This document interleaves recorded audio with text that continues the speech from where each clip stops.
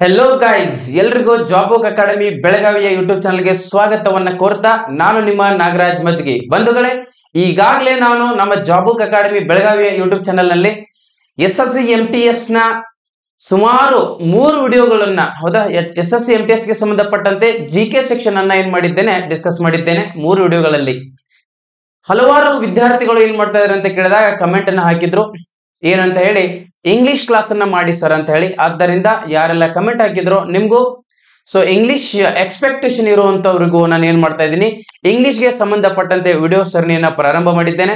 September 30, October 1 ಮತ್ತು October 2ರಲ್ಲಿ ಇಂಗ್ಲಿಷ್ಗೆ ಸಂಬಂಧಪಟ್ಟಂತಹ spotting error ಅಥವಾ ಎರರ್ ಸ್ಪಾಟಿಂಗ್ ಗೆ ಸಂಬಂಧಪಟ್ಟಂತಹ ಪ್ರಶ್ನೆಗಳನ್ನ ಆಯ್ದುಕೊಂಡು ನಾನು ನಿಮ್ಮ ಮುಂದೆ ಇಲ್ಲಿ ಏನ್ ಮಾಡ್ತಾ ಇದ್ದೀನಿ, ಡಿಸ್ಕಸ್ ಮಾಡ್ತಾ ಇದ್ದೀನಿ.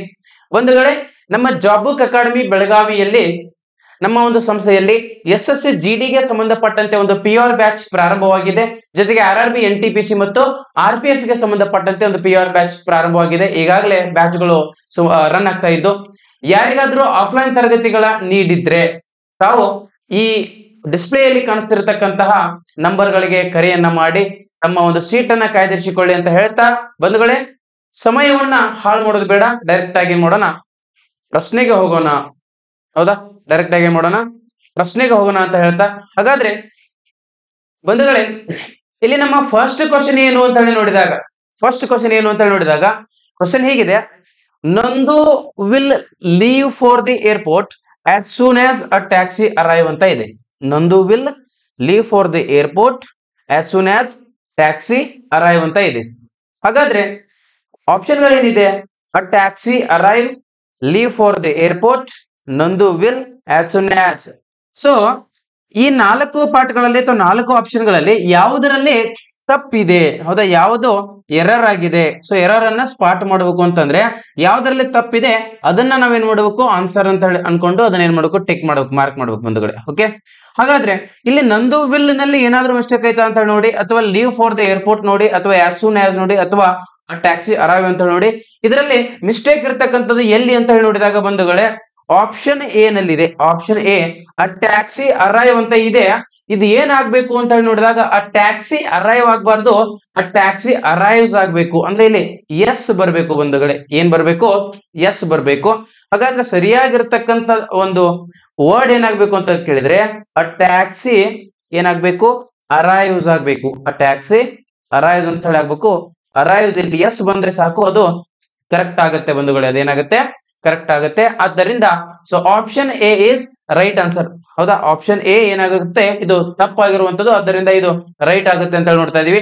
ಎಸ್ ವೆಲ್, ಬಹಳ ಚೆನ್ನಾಗೈತಿ ಪ್ರಶ್ನೆ. ಸೊ ಮುಂದಿನ ಪ್ರಶ್ನೆಗೆ ಹೋಗೋಣ. ಮುಂದಿನ ಪ್ರಶ್ನೆ ಬಂತು: our soldiers have been making a clean sweep of the sheep and poultry on the route ಅಂತ ಇದೆ. ಏನು? our soldiers have been making a clean sweep of the sheep and poultry on the route ಅಂತ ಇದೆ. ಹಾಗಾದ್ರೆ ಯಾವ part ನಲ್ಲಿ error ಇದೆ ಅಂತ ಹೇಳಿ ನೋಡೋಣ. ಆಪ್ಷನ್ ಎ ಏನು, sheep and poultry on the route, ಇದರಲ್ಲಿ ಎರರ್ ಇದೆಯಾ? ಆಪ್ಷನ್ ಬಿ ನೋ ಎರರ್, ಯಾವುದೇ ತಪ್ಪಿಲ್ವಾ?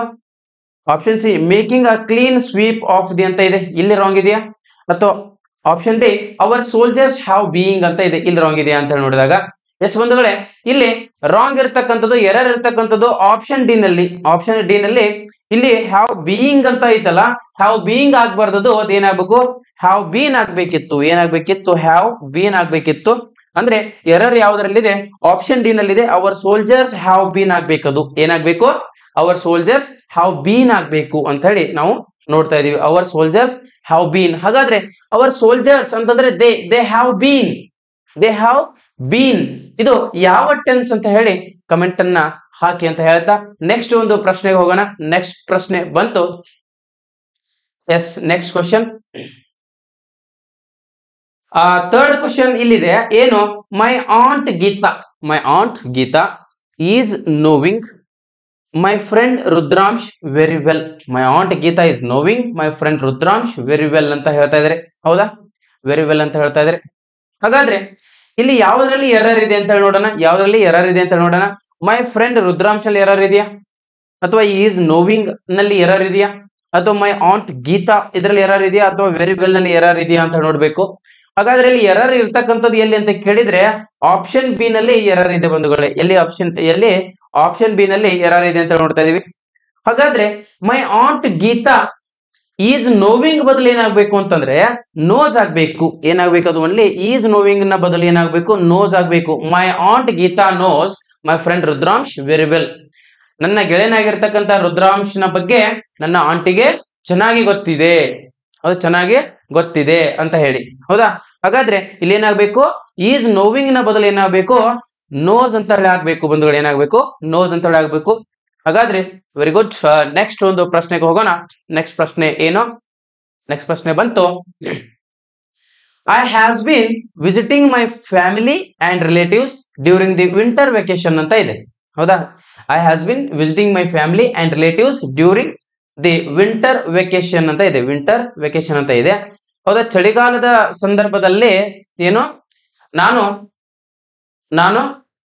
ನನ್ನ ಕುಟುಂಬ ಮತ್ತು ನನ್ನ ಸಂಬಂಧಿಕರನ್ನ ಭೇಟಿಯಾಗುತ್ತಿದ್ದೇನೆ ಅಂತ ಹೇಳಿ, ಭೇಟಿಯಾಗುತ್ತಿರುತ್ತೇನೆ ಅಂತ ಹೇಳಿ ಒಂದು ಅರ್ಥ.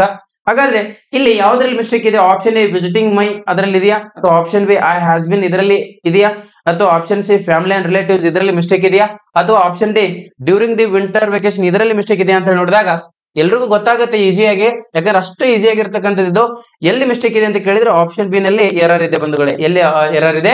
ಆಪ್ಷನ್ ಬಿ ನಲ್ಲಿ ಎರರ್ ಇದೆ.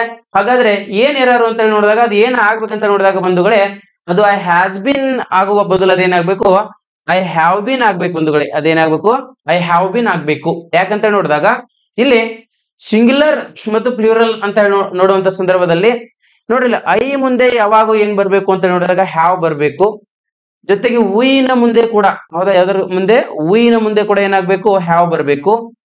ಹಾಗೇನೆ ಯು ನ ಮುಂದೆ, ಹೌದಾ, ಯು ನ ಮುಂದೆ ಕೂಡ ಏನ್ ಬರ್ಬೇಕು ಹ್ಯಾವೇ ಬರ್ಬೇಕು. ಹಾಗೇನೆ ದೇ ಮುಂದೆ ಕೂಡ ಏನಾಗ್ಬೇಕು ಹ್ಯಾವ್ ಬರ್ಬೇಕು ಬಂಧುಗಳೇ, ಹ್ಯಾವ್ ಬರ್ಬೇಕು. ಹೌದಾ? They have been. ಹೌದಾ? I have been, we have been, you have been, they have been. ಹೌದಾ? ಹಾಗಾದ್ರೆ ಇಲ್ಲಿ ಹಿ, ಸಿ ಮತ್ತು ಇಟ್, ಹಿ ಸಿ ಇಟ್ ಈ ಮೂರುಗಳ ಮುಂದೆ ಏನ್ ಬರ್ಬೇಕು ಅಂತಂದ್ರೆ ಹ್ಯಾಸ್ ಬಿನ್ ಬರ್ಬೇಕು ಬಂಧುಗಳೇ. ಏನ್ ಬರ್ಬೇಕು ಹ್ಯಾಸ್ ಬರ್ಬೇಕು. ಬಟ್ ಇಲ್ಲಿ ಏನಾಗಿದೆ ಐ ಮುಂದೆ ಹ್ಯಾಸ್ ಬಂದಿದೆ, ಅದು ರಾಂಗ್. ಅಲ್ಲಿ ಏನ್ ಬರ್ಬೇಕು ಹ್ಯಾವ್ ಬರ್ಬೇಕು. ಆದ್ದರಿಂದ ಆಪ್ಷನ್ ಬಿ ರೈಟ್. ಹೌದಾ? Yes well. ನೆಕ್ಸ್ಟ್ ಗೆ ಹೋಗೋಣ. ನೆಕ್ಸ್ಟ್ ಪ್ರಶ್ನೆ ಏನು? This day next year I will having a conference with the international board. ನೋಡ್ರಿ ಏನ್ರಿ ದಿಸ್ ಡೇ ನೆಕ್ಸ್ಟ್ ಇಯರ್, ಮುಂದಿನ ವರ್ಷ ಈ ದಿನ I will having a conference with the international board discussing the environment ಅಂತ ಇದೆ. ಹಾಗಾದ್ರೆ option A this day next year ನಲ್ಲಿ ಏನು ಎರರ್ ಆಯ್ತಾ, ಅಥವಾ I will having a conference with ನಲ್ಲಿ ಎರರ್ ಇದೆಯಾ, ಅಥವಾ ಡಿಸ್ಕಸಿಂಗ್ ದಿ ಎನ್ವಿರಾನ್ಮೆಂಟ್ ನಲ್ಲಿ ಎರರ್ ಇದೆಯಾ, ದಿ ಇಂಟರ್ನ್ಯಾಷನಲ್ ಬೋರ್ಡ್ ನಲ್ಲಿ ಎರರ್ ಇದೆಯಾ ಅಂತ ನೋಡುವಂತ ಸಂದರ್ಭದಲ್ಲಿ ಯಾವುದರಲ್ಲಿ ಎರರ್ ಇದೆ ಅಂತ ನೋಡಿದಾಗ ಬಂಧುಗಳೇ yes I will having a conference with option B ನಲ್ಲಿ ಏನಿದೆ ಅಂತ ಕೇಳಿದ್ರೆ ಎರರ್ ಇದೆ. ಆಪ್ಷನ್ ಬಿ ಏನಿದೆ ಎರರ್ ಇದೆ.